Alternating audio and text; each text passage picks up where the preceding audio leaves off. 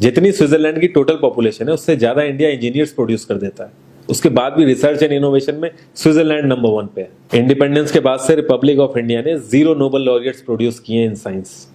USA ने 100+ कर दिए। ASER की रिपोर्ट के हिसाब से 83% एजुकेटेड इंडियंस एम्प्लॉयबल ही नहीं है। और ये जो सुंदर पिचाई, सत्या नदेला की हम बात करते हैं, इन्होंने भी आगे चल के अपनी एजुकेशन बाहर से ही करी है। और ये सारी चीजें जो मैं बोल रहा हूँ ना, इसका रूट कॉज फाइंड आउट करने के लिए हमें थोड़ा सा पीछे जाना पड़ेगा। जब ब्रिटिशर्स हम पे रूल कर रहे थे तो ईस्ट इंडिया कंपनी के सामने 2 मेजर चैलेंजेस थे। एक कम्युनिकेशन विद इंडियन, दूसरा वर्कर्स और क्लर्क्स की बहुत जरूरत थी उन्हें। फिर थॉमस बेविंगटन मैकॉय ने हमें इंग्लिश एजुकेशन एक्ट ऑफ 1835 दिया, जिससे उनके दोनों पर्पस पूरे हुए। पहला, उनको बंदे चाहिए थे जो चुपचाप डेस्क पे बैठे अपना काम करें, क्वेश्चंस ना करें और ज्यादा क्रिएटिव ना हो। Second, communication in English. English सबसे ज्यादा बोले जाने वाली लैंग्वेज नहीं है, उसके बाद भी इंग्लिश एक लैंग्वेज की बजाय एक क्लास बन गया इंडिया में। रशिया, चाइना, फ्रांस, ये सब जगह इतना ऑब्सेशन नहीं है इंग्लिश को लेके जितना इंडिया में है। पुअर कम्युनिकेशन बोला जाता है अगर आपकी इंग्लिश अच्छी नहीं है, जबकि इंग्लिश ना आने का मतलब है कि आपको कोई और लैंग्वेज आती है। 5 साल पुराना iOS भी आज की डेट में आउटडेटेड माना जाता है। लेकिन इतनी इंपॉर्टेंट चीज हमारा एजुकेशन सिस्टम आज भी बस थोड़े से चेंजेस के साथ ऐसे ही चल रहा है। हमारे एजुकेशन सिस्टम में रटने का कंपटीशन होता है, जो ज्यादा रट लेता है उसके ज्यादा मार्क्स आते हैं। अब 95% जिसके संस्कृत में आए हैं वो भी संस्कृत नहीं बोल पा रहा है। और बेसिक हिस्ट्री होने की बजाय इतनी मोटी मोटी किताबें हैं हिस्ट्री की जिसका कोई मतलब नहीं है। अगर आज की डेट में आपको कुछ भी पता करना, आप गूगल से पता कर लोगे, उसके लिए आपको याद करने की जरूरत नहीं है इतना कुछ। और ये गवर्नमेंट स्कूल में हर क्लास में इंग्लिश का सब्जेक्ट है। 12-12 साल लगाने के बाद भी लोग इंग्लिश नहीं बोल पा रहे हैं। और बिना किसी बुक को पढ़े 5 साल का बच्चा सीख लेता है, क्योंकि उसको वैसा एनवायरमेंट मिल जाता है। A+B का whole square is equal to A² + B² + 2AB। इसका रियल लाइफ में क्या यूज है किसी को नहीं पता, न प्रिंसिपल, न टीचर, न बच्चे, बस पढ़ाए चले जा रहे हैं। हो सकता है इसका कुछ मतलब हो, लेकिन आप ट्राई करके देख लेना, किसी को नहीं पता। हाँ, 2AB की जगह अगर आपने 3AB बोल दिया तो 4 लोग हंसने वाले मिल जाएंगे आपके ऊपर।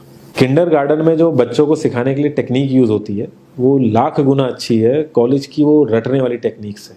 और जिन बच्चों के बहुत ज्यादा नंबर आते हैं ना, जो वो छुपा छुपा के एग्जाम में लिखते हैं, आप देखोगे जब वो रियल लाइफ में जाते हैं ना तो ज्यादातर क्रम्बल करते हैं। हर किसी को सेम सिलेबस और सेम चीज सिखाई जाती है बिना उसकी कैपेबिलिटी देखे। और क्रिएटिविटी का तो दूर दूर तक मतलब नहीं होता। अब एक लाइन से आप शेर, मछली, सांप, हाथी सबको लाइन से खड़ा कर दो और उनसे कहो पेड़ पे चढ़ो, उनको तो जिंदगी भर यही लगेगा ना कि वो तो किसी काबिल ही नहीं है। और द्रोणाचार्य ने भी पांडवों को उनकी स्किल सेट के हिसाब से उनको चीजें सिखाई, सबको एक ही चीज नहीं सिखा दी। और हमारे एजुकेशन सिस्टम में ज्यादा ऑप्शंस भी नहीं है। सबसे ऊपर साइंस, फिर कॉमर्स, और सबसे नीचे जाके कहीं नंबर आता है आर्ट्स का। आर्ट्स लेने वाले को तो लोग इतना हल्के में लेते हैं जैसे वो किसी काम का ही नहीं है। हर माँ बाप को तो इंजीनियर या डॉक्टर ही बनाना है। कॉलेज वाले अगर एक्स्ट्रा कोर्स रख भी देते हैं तो माँ बाप एंट्री नहीं कराएंगे, तो वो सारा पैसा बर्बाद होगा कॉलेज का। तो ऑप्शंस कहाँ से आएंगे? और बचपन से ही आपकी ट्रेनिंग स्टार्ट हो जाती है। माँ बाप, भाई बहन, रिलेटिव सब यही समझाते हैं अगर आपके मार्क्स नहीं आए और जॉब नहीं लगी तो आपकी जिंदगी बेकार। और लाइफ की क्रिएटिविटी को आप रखते हो साइड में, और ये अच्छे मार्क्स और अच्छी जॉब पाना आपका सपना बन जाता है। अब ये सपना पूरा हो जाता है तो बहुत बढ़िया है, दूसरे को जेलस फील कराओगे, नीचा फील कराओगे। और इस छोटी सी उम्र में अगर सपना टूट जाता है तो सेल्फ डाउट में आ जाओगे। इतना बाहर वाले आपको नीचा नहीं समझेंगे जितना आप खुद की नजरों में गिर जाओगे। आप किसी भी 4-5 सक्सेसफुल आदमियों के बारे में सोच के देखिए जिन्हें आप बहुत सक्सेसफुल मानते हो या जिनकी तरह लाइफ आप जीना चाहते हो। मैं ये कह सकता हूँ कि वो इस एजुकेशन सिस्टम की वजह से तो सक्सेसफुल नहीं होंगे, चाहे वो जो भी हो। धीरू भाई अंबानी, विराट कोहली, आमिर खान, नरेंद्र मोदी, ये सब हमारे इस करंट एजुकेशन सिस्टम के ट्रैप में नहीं फंसे। इन्होंने खुद सीखा, खुद एजुकेट हुए और खुद आगे बढ़े। किसी कंपनी के सीईओ को अगर ये कहा जाए कि आप अपनी कंपनी के सारे डिपार्टमेंट में इंटरव्यू दीजिए, तो कोई गारंटी नहीं है कि वो सारे डिपार्टमेंट के इंटरव्यू निकाल लेगा।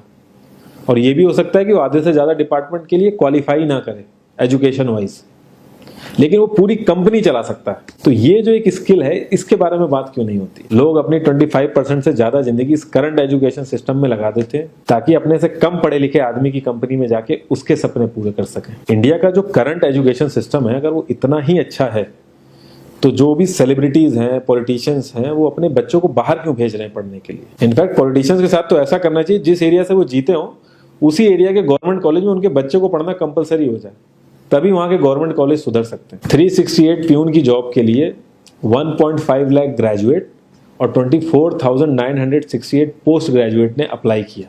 मैं IAS PCS की तो बात नहीं करता हूँ, वो तो एक पैशन की बात होती है, लेकिन कुछ लोग 5-5, 6-6 साल से तैयारी कर रहे हैं कि कोई भी गवर्नमेंट जॉब मिल जाए उन्हें। उनसे पूछोगे क्यों ऐसे इतने टाइम से लगे हुए हो, तो वो एक ही चीज़ बोलेंगे कि जॉब सिक्योर है। मतलब आप काम नहीं भी करोगे तो आपको निकाला नहीं जाएगा। ये सारी कामचोरी वाली बातें माइंड में इसीलिए आती हैं क्योंकि हमारा जो करंट एजुकेशन सिस्टम है वो इतना कॉन्फिडेंस ही नहीं देता है कि हम अपनी स्किल के दम पे कहीं जाके काम करें और हमें निकलने का डर ना हो। मैं आने वाले 10 साल की तो बात ही नहीं कर रहा हूँ, अगर मैं आने वाले 5 साल की भी बात करूँ तो टेक्नोलॉजीज में इतना ज़्यादा चेंजेस आ जाएगा कि जो आज हम पढ़ रहे हैं, जिस स्किल पे हम फोकस कर रहे हैं, पता नहीं वो रेलेवेंट भी होगी कि नहीं उस समय। Cloud computing, SEO, digital marketing, ये सब जॉब्स पहले एग्जिस्ट ही नहीं करती थी। हम लोगों को एजाइल होना पड़ेगा, नई नई चीज़ों को सीखने के लिए ओपन रहना पड़ेगा, क्रिएटिव माइंड लगाना पड़ेगा।